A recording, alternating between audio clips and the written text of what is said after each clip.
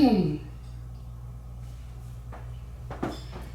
am nervous about today's topic because it's about parenting, and I just feel like that is such a difficult thing to talk about. And who am I to talk about it? Because I'm not a perfect parent. I guess that's my disclaimer. I am not a perfect mom.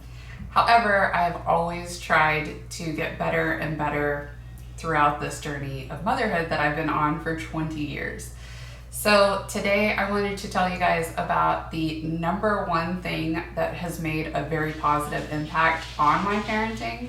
It has done wonders for me to just really calm down and evaluate myself, my emotions, and my children's emotions in a really healthy way. I have really decreased the irritation, yelling, just aggravation that you have with children. Like we just do. That's everyone, I think, although some people are a little bit better at it than others. I actually used to think that the trauma that I'd had in my life as a child had kind of like broken me from being a really good parent. I've always loved my children 100%. I've always done my best.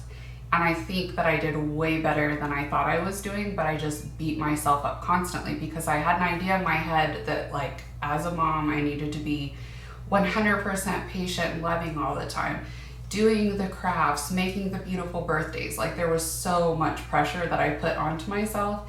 And that compounded with the fact that there was a lot of trauma that I had not dealt with, caused me to, be going along my day and then have a fit of irritability when something happened, when it shouldn't have been that deep and I shouldn't have gotten upset. I'm not trying to say that I've ever been a bad mother. I've been a good mother, but I've always wanted to be better and I've always wanted to have control over my temper. And that was just a huge struggle for me for many years. So I started reading this book.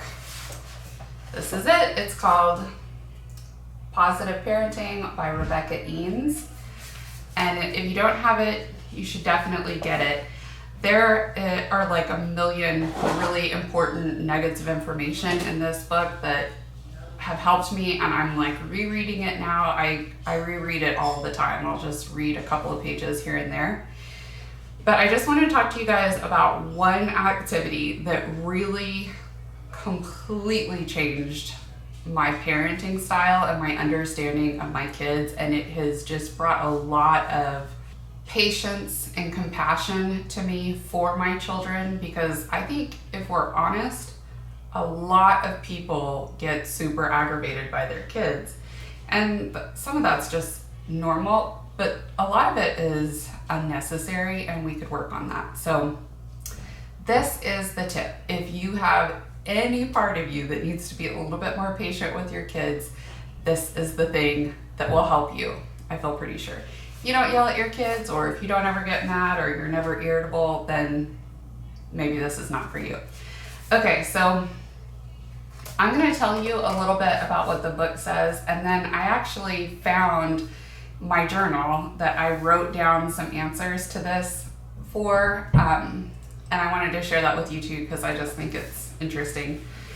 So right prior to this exercise, Rebecca Eanes is talking about our neural pathways, that basically anything that's repeated over and over again is going to deepen your neural pathway. She likens it to a trench. So every time you think the negative thought, or any thought, it's going to make the trench deeper, and it will be easier to go to that thought whenever the situation arises. So it works for negative thoughts. It also works for positive thoughts.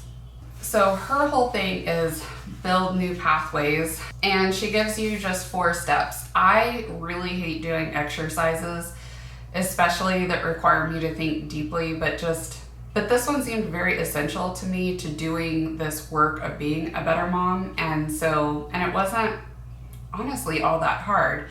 So the number one thing is to identify your most frequent thought patterns that are negative, and you can do it for like every relationship in your life, but this is what we're talking about, so with children. So I identified 7 points of irritation from our day-to-day lives, that just things that the kids do that made me start to feel anxious or aggravated. Number 1, getting out of the bed once we had tucked them in. Number 2, their messy room. Number 3, dropping items or trash all over the place. Number 4, dragging at wake-up time when it was time to get ready for school. Number 5, wrestling. Number 6, shrieking. Number 7, arguing, yelling. So I share this with you just because I want to be fully transparent about my journey.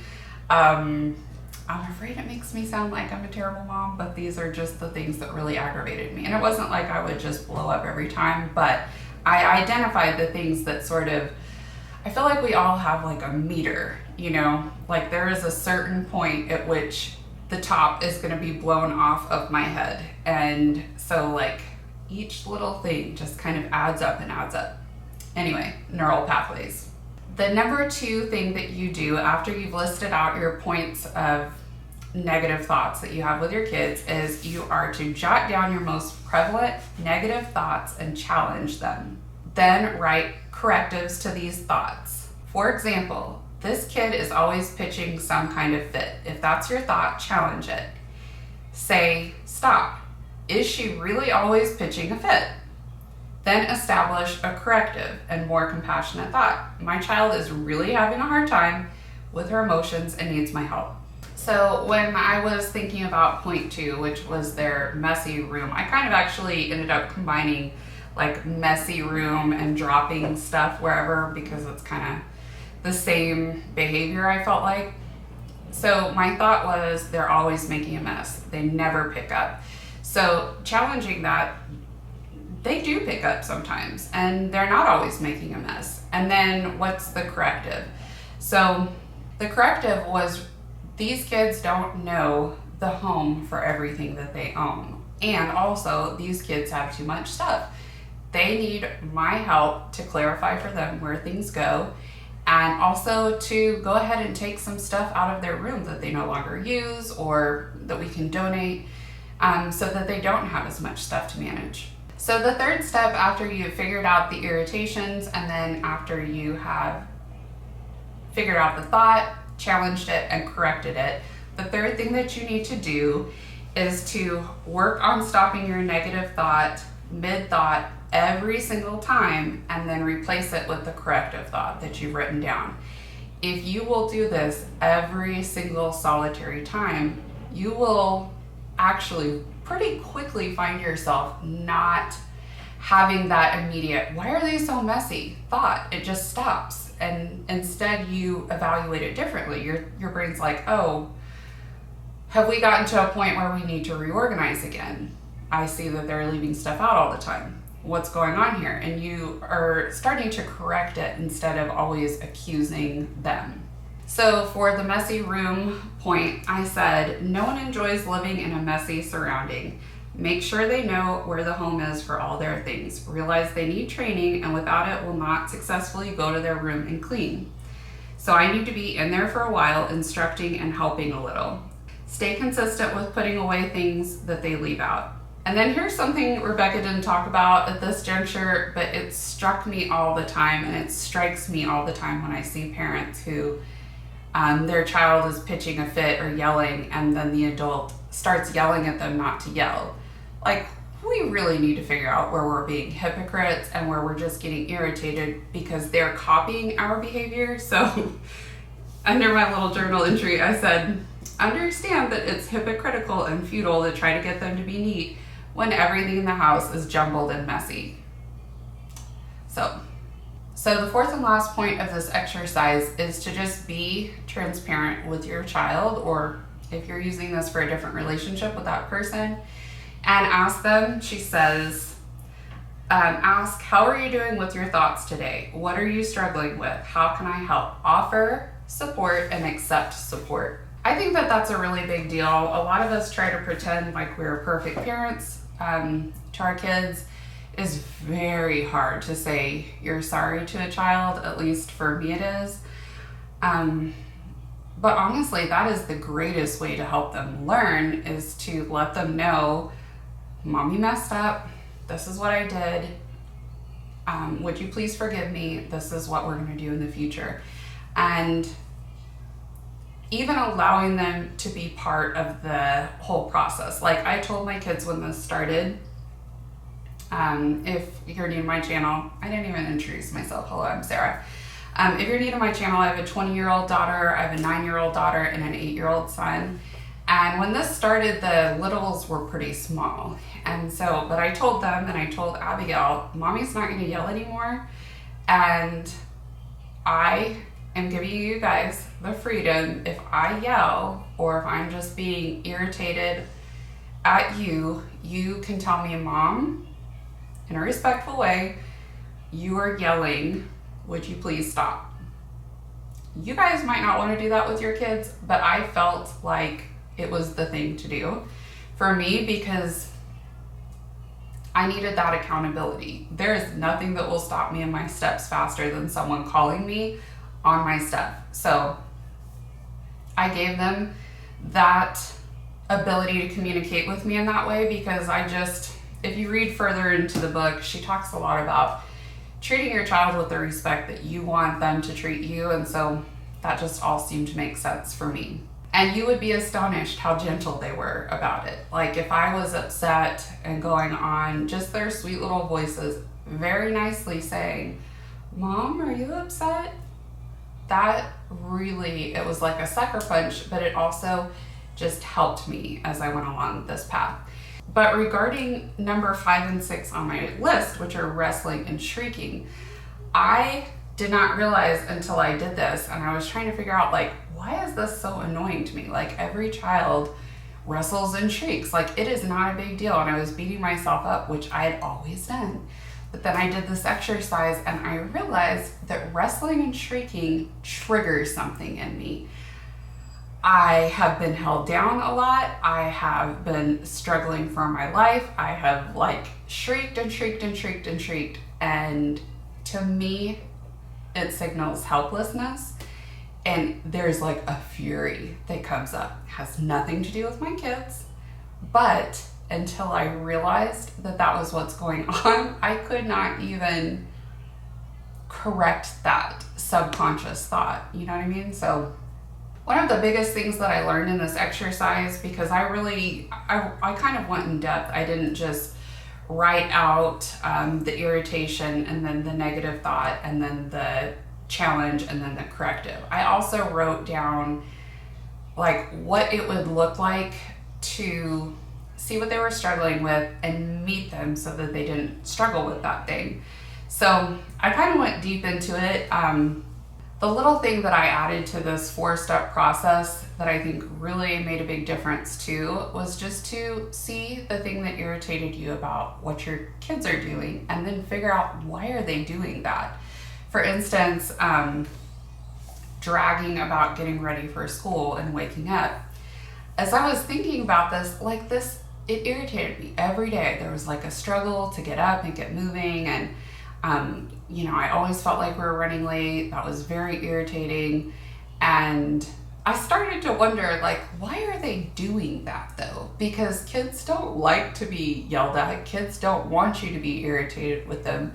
So something else is clearly going on.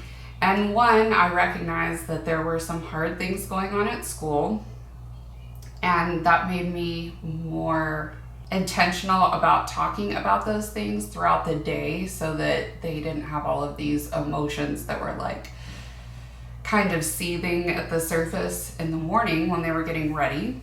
But I also realized if I get up at the last minute and we only have time for them to immediately get up and do the thing that they need to do, then of course they're going to be in a bad mood and they're going to be dragging, and it's just going to be a cycle. So I had to be the grown-up and wake up earlier and wake up with enough time that I built in time for them to drag their feet getting ready, because we cannot expect our children to do the thing that we cannot do. So do we just bounce out of bed and like immediately get ready with a great attitude? If you do, awesome, but I don't.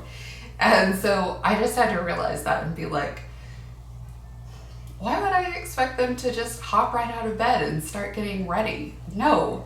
So anyway, built in the time, built in like a little music in the morning, built in some things to throughout the day to like talk about stuff and like get out some emotions, and it ended up being a way better situation for all of us. So ever since I implemented this strategy and I've worked on, you can call it positive parenting, you can call it peaceful parenting, you can call it gentle parenting. It's all kind of the same umbrella, where you don't yell at your kids, and it's not like you don't discipline them, but you don't discipline them from a place of being out of control or being angry. That has really revolutionized my relationships, not just with my kids, but with my husband. But as pertains to my children, we've always been very close, but the sense of respect that I know that they feel from me has done a lot to like really deepen those bonds, and it's just worth it to me. It's worth it to do the work. It is hard work. It's hard to shine the spotlight on ourselves and figure out what we need to be doing differently, but I firmly believe like it's the biggest investment that you can make. I do kind of want to talk more about this in future videos. I know that not everybody has the time to read through a book like Positive Parenting. If you do, great. If you don't, that's mostly who I'm making the videos for, are people who don't necessarily have the time, because I know I've worked on this enough that I can kind of give you the bite-sized chunks one at a time and like kind of condense like hours of reading into like a 15-minute video. So if you have any questions or thoughts, leave them in the comments below, as long as you're cool, as always. And tell me if you've heard of positive parenting or gentle parenting and what your thoughts are. I hope you guys have a wonderful weekend. I love you and I'm cheering for you, and I'll see you on Tuesday.